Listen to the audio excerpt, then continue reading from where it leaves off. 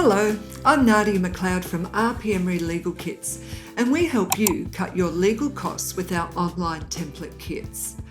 As a landlord, you have the right to increase your tenant's rent at specific intervals. While this may be the case, it's also important to clearly state your intention to do so within the terms of the lease agreement.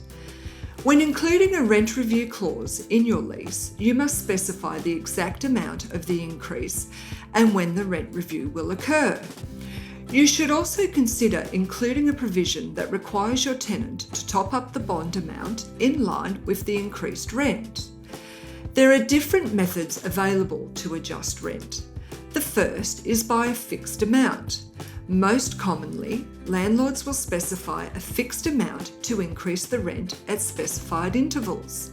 The second is by percentage. For example, the rent may increase by 10% on a particular date specified in the lease.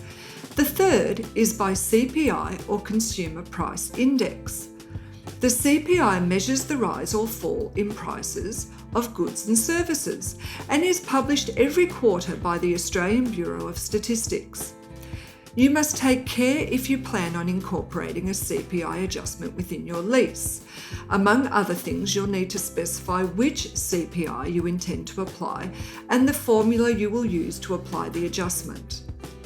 Depending on the nature of your lease, you may be required to give formal written notice to the tenant before the increase takes effect. In any case, it makes good business sense to notify your tenant well in advance of the rent increase.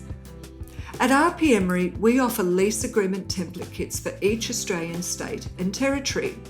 Our easy-to-use templates contain everything you need to successfully lease your retail or commercial premises, including rent review provisions. Visit the link below if you'd like to learn more. And if you want to solve simple legal problems, cut costs, and take control of everyday issues, please subscribe to our channel by clicking the subscribe button.